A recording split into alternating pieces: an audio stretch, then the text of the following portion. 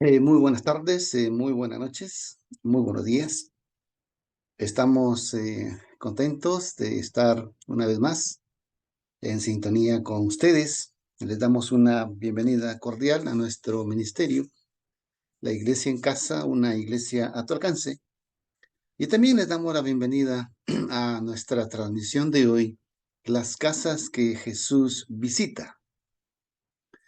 Y como es de nuestro conocimiento en estas transmisiones, estamos desarrollando la serie denominada Las 40 razones bíblicas para establecer y multiplicar la iglesia en las casas.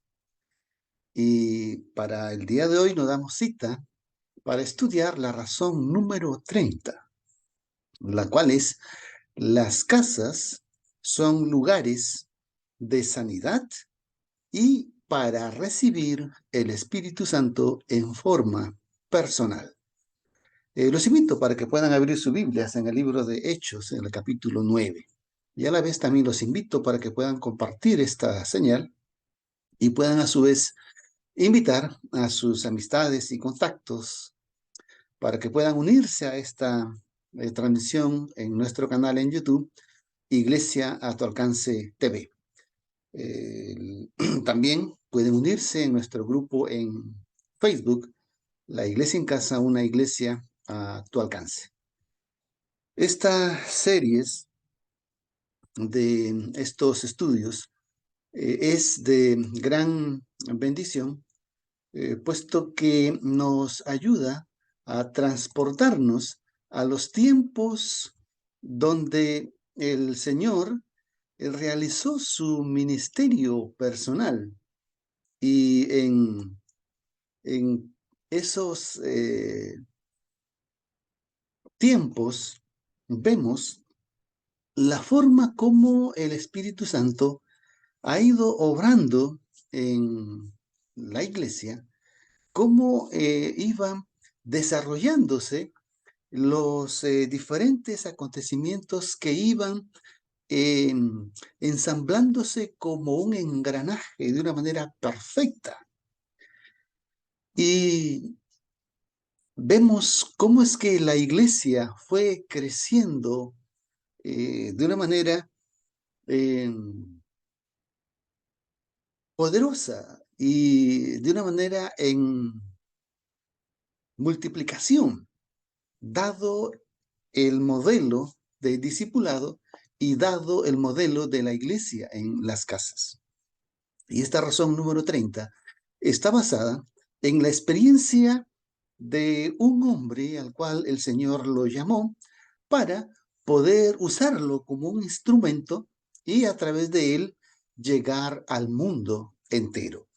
Me refiero a Saulo de Tarso, conocido después con el nombre de Pablo, el apóstol a los gentiles. La iglesia en casa es un lugar de sanación y para recibir el Espíritu Santo en forma personal. La iglesia en casa es un lugar para dejar de ir a la iglesia del templo y para hacer de tu casa una iglesia. Y en esta presentación vamos a ver que Pablo fue sanado de una ceguera, fue bautizado como resultado de su conversión y luego el Señor a través del Espíritu Santo lo capacita o lo dota de poder en forma personal y todo esto ocurre en una casa. Veíamos a grandes rasgos desde el capítulo 1 hasta el capítulo 8 que después de haber recibido el Espíritu Santo en el Pentecostés, en Hechos 2, los discípulos empezaron su ministerio de la enseñanza y la predicación de la palabra del Señor. Entonces vemos que en el capítulo 4, por ejemplo, Pedro y Juan fueron encarcelados, que si no hubiera sido tal vez por la intervención de un rabino llamado Gamaliel, les hubieran dado muerte a ellos. Entonces, luego que salen Pedro y Juan de allí, se dirigen al pórtico de Salomón y ahí ocurre un milagro que sanan a un paralítico de nacimiento. Luego vemos que en el capítulo 6 ocurre la muerte del primer mártir cristiano llamado Esteban. Y este hombre, Esteban, era un discípulo piadoso del Señor, eh, tan elocuente y tan poderoso en su testimonio, exactamente como después lo llegó a ser el apóstol San Pablo. Entonces vemos aquí que en este capítulo 6 y el capítulo 7, esta persecución que se desató contra la iglesia fue liderada por Saulo de Tarso. Y fue en estas circunstancias que Saulo de Tarso se encuentra con el Señor.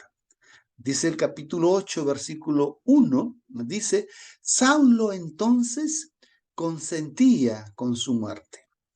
Y luego más adelante dice que Saulo asolaba la iglesia y que iba de casa en casa para prender a los cristianos y llevarlos para Jerusalén. Si queremos ver un poquito más adelante del capítulo 10 al 13, vemos, por ejemplo, que en el capítulo 10 entra en escena el apóstol Pedro, donde Dios ahí lo usa para llevar el evangelio a los gentiles. Y eso lo vamos a ver en la próxima presentación. Pero el apóstol Pedro llega solo hasta el capítulo 13 y después de ahí en adelante ya no se le escucha más al apóstol Pedro. El capítulo 13 del libro de los Hechos. Pero en el capítulo 13 en adelante entra en escena el ministerio de este hombre que vamos a ver en esta noche, que es Saulo de Tarso, convertido en Pablo el apóstol. Cuando este Saulo, después de perseguir a los cristianos en Jerusalén, como consecuencia de ello, se provocó una especie de éxodo, es decir, comenzaron a salir salvando su vida. Se produjo una especie de diáspora, es decir, salieron huyendo de ahí a los diferentes contornos del territorio de Israel y luego traspasaron las fronteras de Israel y comenzaron a llegar a otras latitudes, a otras ciudades dentro del territorio del Imperio Romano. Pero es aquí en una de estas jornadas emprendidas por Saulo que va camino a Damasco, llevando la autorización de los líderes religiosos y los jefes del templo para ir a perseguir a los cristianos que habían huido a Damasco. No sabemos cuánto tiempo habían llegado esos cristianos allí a Damasco, pero él iba allá porque sabía que ahí había una grande representación y que estaban haciendo el mismo trabajo que habían hecho los discípulos en Jerusalén. Estaban haciendo el trabajo siguiendo el modelo del discipulado y estaban haciendo el trabajo siguiendo el modelo de la iglesia en las casas. Y estaban creciendo igual los discípulos en Damasco. Pero veamos el texto en estudio, Hechos 9, 17 al 18.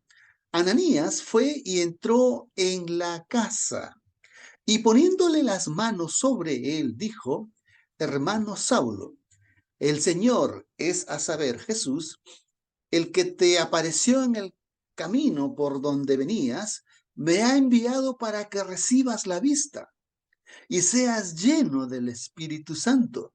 Y al instante le cayeron de los ojos como escamas, y recibió inmediatamente la vista, y se levantó y fue bautizado. Este es el hombre que causó ese terror a los discípulos, a los cristianos, a los seguidores de Jesús.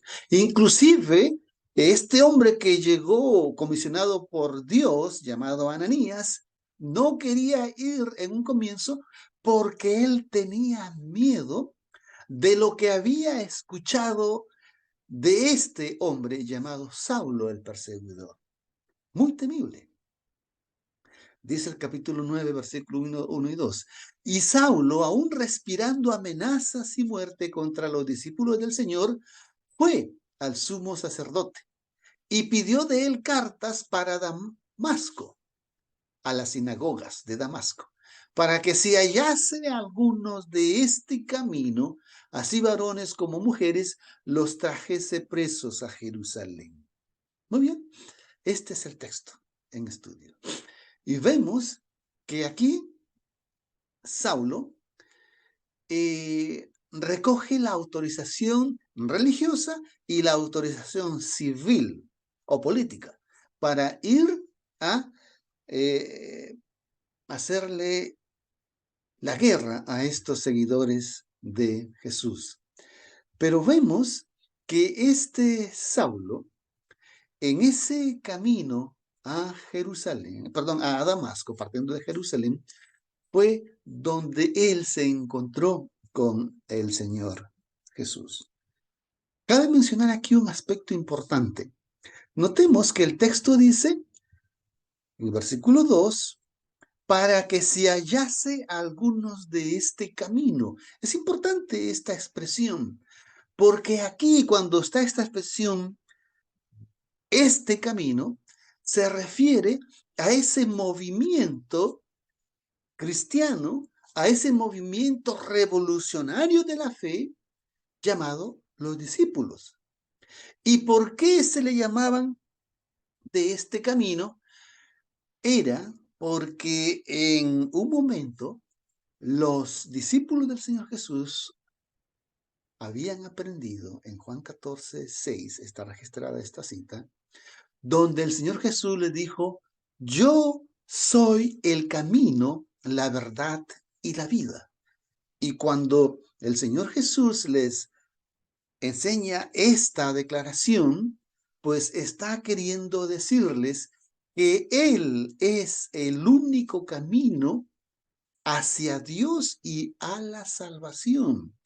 Entonces, no es que los discípulos se pusieron este nombre de este camino o se hicieron llamar este camino, no, sino que la gente así los conocía.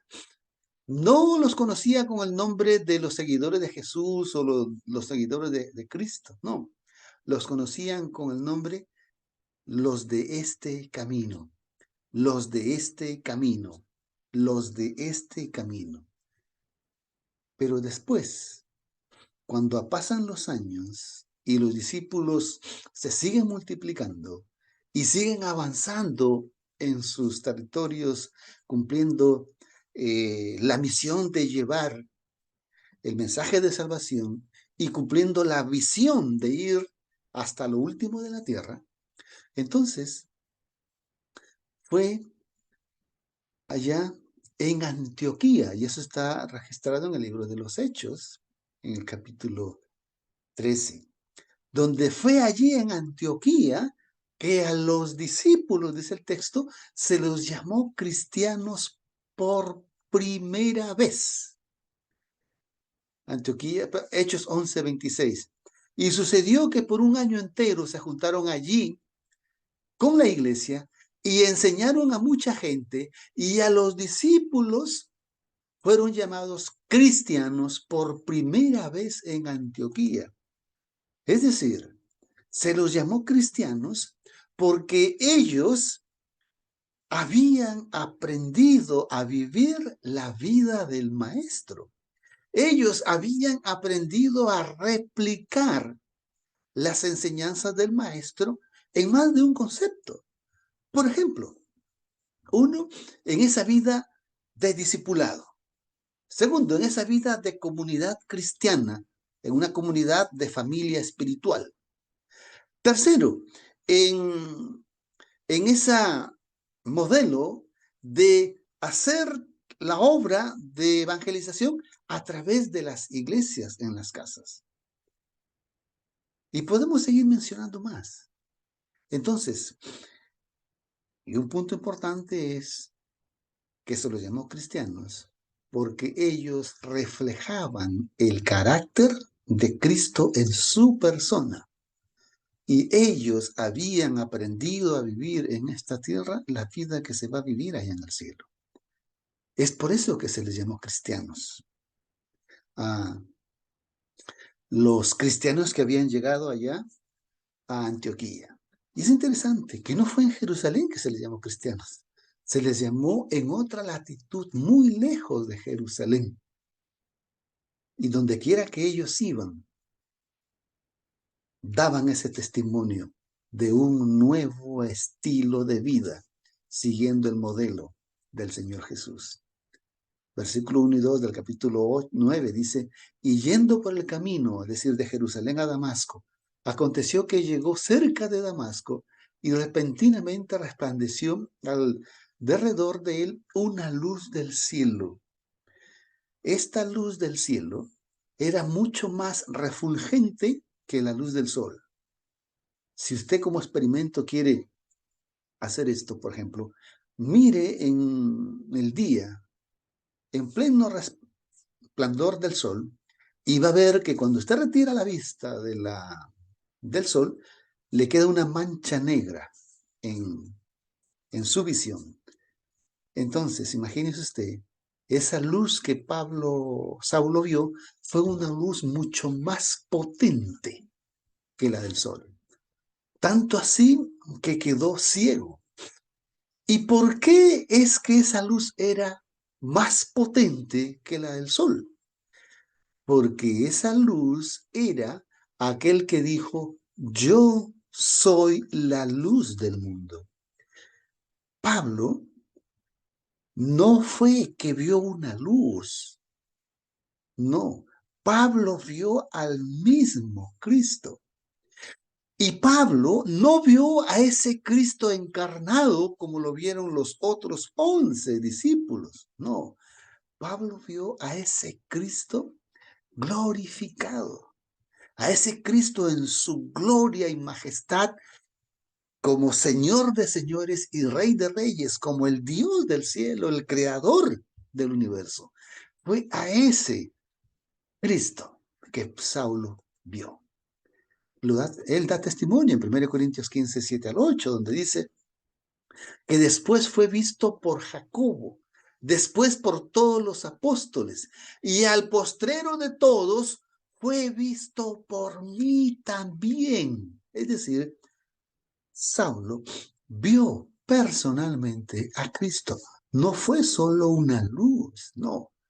Él vio la gloria de Cristo. Él vio a Cristo en persona, pero vio a ese Cristo glorificado. Y él cayó a tierra y oyó una voz que le decía, Saulo, Saulo, ¿por qué me persigues? Y él dijo, ¿quién eres, Señor? Y el Señor dijo, yo soy Jesús a quien tú persigues. Miren, es importante que nosotros pongamos énfasis en esto. En la vida cristiana, en la vida del creyente, no solo basta que tú aceptes a Cristo como el Salvador de tu vida. Eso es importante porque de lo contrario no alcanza salvación. Pero también, y más importante, es de que tú aceptes a Cristo como el Señor de tu vida, como el amo de tu vida. Tanto así que a partir de tu conversión en adelante, tú eres llamado a convertirte en un siervo del Señor que es Cristo, en un esclavo de Cristo. Que tu voluntad esté sometida a la voluntad de Cristo. Y es por eso que aquí es importante la respuesta que Saulo le da al Señor. Le hace la pregunta primero, ¿quién eres? Y el Señor le responde, yo soy Jesús a quien tú persigues. Saulo no pensó que era un mensajero, no pensó que era un ángel, no, sino que Saulo identifica de que esta persona con la cual él estaba hablando era Dios. era el Hijo de Dios. Y cuando Jesús le dice, yo soy Jesús a quien tú persigues, entonces viene aquí la demostración de que cómo es que Saulo aceptó a él como su Señor y le dice, temblando y temeroso, Señor, ¿qué quieres que yo haga? Yo te pregunto, apreciado hermano, apreciada hermana, ¿es esa tu disposición ante el Señor? ¿Le has hecho esta pregunta al Señor en tu vida personal como cristiano, como creyente? ¿En tu vida como un hijo de Dios en esa comunidad cristiana donde tú te congregas? Señor, ¿qué quieres que yo haga? ¿Cuán diferente sería el cristianismo si a diario nos hiciéramos esta pregunta, donde pongamos nuestra voluntad por debajo de la voluntad del Señor? Te invito para que tú pienses y le hagas esta pregunta al Señor. Aquí, esta pregunta que le hace Saulo al Señor le demuestra esa entrega de su ser, esa entrega de su voluntad sometida a la voluntad de Cristo. Tanto así que cuando él da testimonio en sus otras epístolas, él llega a decir que a partir de ese encuentro en adelante con Cristo, le cambió la vida radicalmente. Y así como era radical por dar muerte a los cristianos, por perseguir a los cristianos, se convirtió en un apóstol radical en la predicación del Evangelio y en la expansión del reino de Dios a través de su ministerio. Para él, su encuentro con Cristo fue su todo. Para él, su vivir era Cristo. Y tanto así que él murió gozoso porque él dijo, el morir es ganancia. ¿Y por qué ganancia? Porque pasaba el descanso de esta vida para esperar la gloria de la vida eterna. Saulo, en un momento, tuvo que pensar entre dos seres antagónicamente opuestos. Él, mientras perseguía a la iglesia, él pensaba que estaba obedeciendo al Jehová del Antiguo Testamento, haciendo su voluntad y haciendo feliz a Jehová de los ejércitos.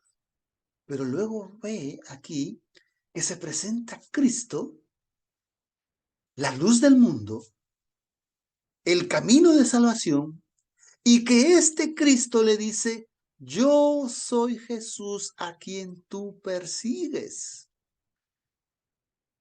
Habrá sido un momento bastante fuerte para él, para poder conjugar estas dos personas, el Padre y el Hijo, hasta que él llegó a entender de que es así como Dios obra en sus designios, donde a veces nosotros poco lo entendemos, pero no nos resta otra cosa más que aceptarlo a través de la fe.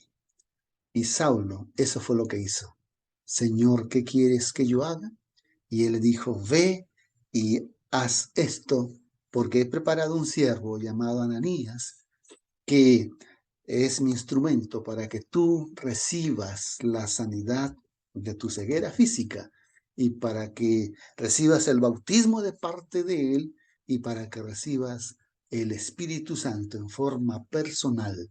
Entonces Saulo se levantó de tierra y abriendo los ojos no veía a nadie, mas ellos levantándole por la mano le trajeron a Damasco y estuvo 3 días sin beber, ni comió, ni bebió. 3 días ciego. Saulo de Tarso, pensando y reflexionando qué fue de su vida y qué sería de su vida de ahí en adelante. Hasta que llegó Ananías, comisionado por Dios, dice versículo 10 al 11. Y había cierto discípulo en Damasco. Notemos que muchos de los discípulos de Jerusalén habían oído a Damasco y uno de ellos era Ananías. Y este Ananías, Dios lo llama en visión y le dice, tienes que ir a ver a un hombre llamado Saulo. Miren lo que dice la historia. Al cual el Señor dijo en visión, Ananías. Y él respondió, heme aquí, Señor. Y él le dijo, levántate y ve a la calle que se llama derecha y busca en la casa de Judas por uno llamado Saulo de Tarso, porque he aquí él ora. Noten que Saulo no estaba en una sinagoga. Recordemos que Saulo estaba llevando cartas del templo de Jerusalén y del Sanedrín de Jerusalén para ir a las sinagogas. Pero él no está en una sinagoga aquí, sino que está en la casa de un discípulo llamado Judas.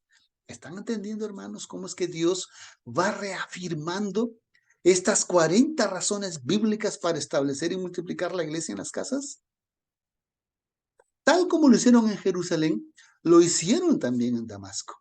Y luego lo hicieron a lo largo de todas las latitudes donde ellos iban, esparcidos, esparciendo el reino de Dios, esparciendo el evangelio. Entonces llega a una casa y en esa casa habían pasado Saulo 3 días orando y en ayuno, esperando una respuesta del Señor. Entonces, este siervo Ananías llega a la casa de Judas, un discípulo, y allí Saulo se encontraba, en la casa de este hombre llamado Judas. Dice, ha visto en visión a un varón llamado Ananías que entra y le pone la mano encima para que reciba la vista. Entonces Ananías respondió, Señor, he oído a muchos de este varón cuántos males ha hecho a tus santos en Jerusalén. Y aquí tiene autoridad de los principales sacerdotes para prender a todos los que invocan tu nombre. Era muy temible Saulo de Tarso. Y ahí lo vemos a este Saulo de Tarso, postrado, depuesto de poder, con una ceguera física y una ceguera espiritual, esperando por un milagro.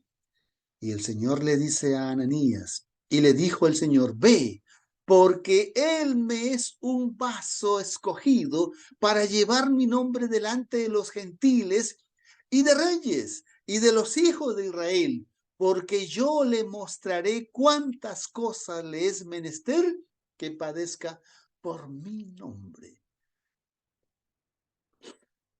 En los planes del Señor, Dios lo había escogido a Saulo de Tarso para convertirlo en el apóstol a los gentiles. Pablo el apóstol. Entonces usa a este instrumento llamado Ananías para que busque a Saulo en la casa de Judas y poder así obrar ese milagro en Saulo. Nosotros somos llamados de diferentes maneras, de diferentes formas, pero Dios lo hace con un propósito. Y ese propósito es la única razón de ser y existir en este mundo, la cual es la terminación de la predicación de Cristo a todo el mundo en esta generación. Y si tú estás escuchando esta transmisión, estás siguiendo esta transmisión, es porque el Señor te está hablando. El Señor te está guiando, porque tiene un propósito para ti, tal como lo tuvo para con Saulo. Y Ananías fue y entró en la casa, y poniéndole las manos sobre él, dijo, hermano Saulo, el Señor es a saber Jesús, el que te apareció en el camino por donde venías, me ha enviado para que recibas la vista y seas lleno del Espíritu Santo. ¿Notan, hermanos? Esto ocurrió en una casa de un discípulo llamado Judas. Dios quiere usar tu casa para obrar milagros de sanidad. No solamente tal vez de sanidad física, como en el caso de Saulo, sino también de sanidad espiritual. Cada persona que llega a tu casa a la iglesia en tu casa, el Señor va a obrar un milagro en esa persona. Lo va a sanar físicamente y lo va a sanar espiritualmente, para que pueda ver las gloriosas manifestaciones del reino de Dios. Y también esa casa fue un objeto o un instrumento de conversión. Allí Saulo se convirtió y allí Saulo se bautizó y allí Saulo recibió en forma personal el Espíritu Santo. Tu casa puede ser un río para bautizar a mucha gente y tu casa puede ser ese recinto sagrado para que muchas personas en forma personal reciban el Espíritu Santo. Y al instante le cayeron de los ojos como escamas, y recibió inmediatamente la vista y se levantó y fue bautizado. Y habiendo tomado alimento, cobró fuerzas. Y estuvo Saulo con los discípulos que estaban en Damasco por ciertos días. Entonces ahora vemos el discipulado de Saulo.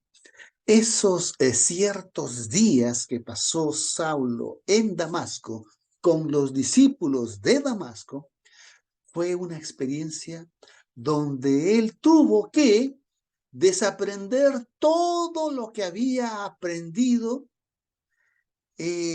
cuando era ese perseguidor de la iglesia, y ahora en ese proceso de discipulado tenía que aprender todo lo que él necesitaba para convertirse en un instrumento en las manos de Dios, para que Dios lo convierta en un apóstol a los gentiles. Y lo único que Pablo o Saulo necesitaba, lo recibió ahí en esta casa. Recibió la sanidad, recibió el bautismo, recibió el Espíritu Santo y se convirtió en un discípulo de Cristo. Entonces Saulo allí, junto con esta comunidad de cristianos, discípulos en Damasco, aprendió a caminar en este camino que era Cristo. Y luego en los próximos días, no dice cuánto tiempo pasó de discipulado Saulo, pero una vez ya convertido en apóstol, él cumple la misma misión de los demás discípulos y apóstoles: la predicación del evangelio en forma pública, ya sea en las plazas, en los ríos, en las calles, y también el discipulado y la enseñanza en las casas. Ahora, este Saulo, convertido en Pablo, el apóstol, años más tarde, quién sabe, unos 40, 50 años más tarde, miren lo que él escribe en Hechos 20, 17. Y enviando desde Mileto a Éfeso, hizo llamar a los ancianos de la iglesia. Miren la jurisdicción, desde Mileto a Éfeso, en el territorio del Asia Menor. Hizo llamar a los ancianos de la iglesia, y está hablando de la iglesia en forma corporativa, pero esa iglesia en forma corporativa estaba formada por la iglesia en las casas, que era la iglesia de comunidades de familia. Entonces, habían muchos ancianos, porque en cada iglesia en casa había un anciano. Muchos de Mileto y de Éfeso.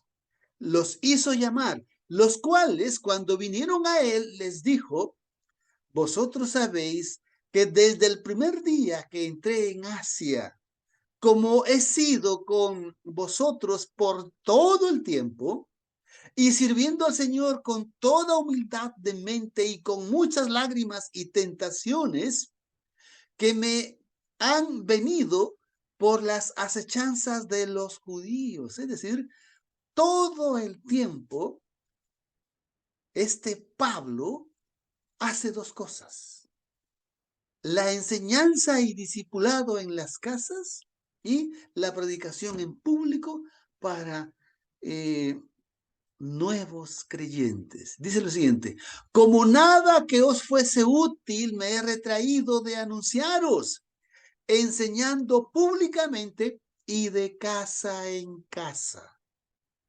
Esto está registrado en el libro de Hechos, capítulo 20, versículo 20 al 22, testificando a los judíos y también a los griegos el arrepentimiento hacia Dios y la fe hacia nuestro Señor Jesucristo. Pablo, públicamente, él predicaba para hacer evangelismo. A orillas del río, a orillas de la playa, en el camino, en el parque, en las plazuelas, en los atrios de los templos paganos. Él hacía trabajo de predicación, de evangelismo público, proclamación, pero además él hacía el trabajo de enseñanza y discipulado en las casas. En las casas ellos no hacían predicaciones, ni sermones, ni homilías, no. En las casas ellos escudriñaban y estudiaban las escrituras. En las casas ellos hacían discipulado. Pablo, el apóstol a los gentiles, se convirtió en el gran misionero, y ese ministerio lo empezó en las sinagogas, porque él iba allí y también le predicaba a los judíos que vivían en la diáspora.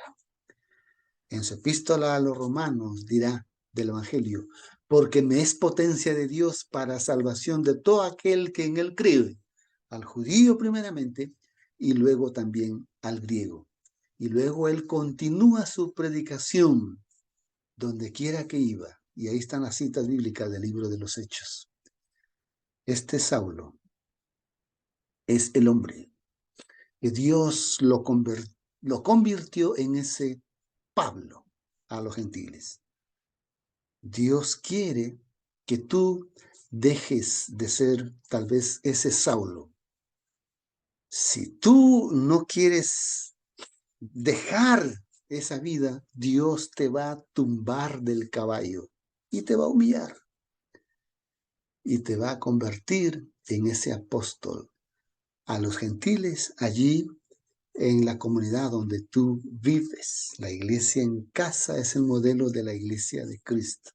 La iglesia en casa es el modelo único de la propagación del evangelio, la terminación del evangelio a este mundo en esta generación. La iglesia en casa es el lugar para dejar de ir a la iglesia de templo y para hacer de nuestra casa un santuario para el Señor.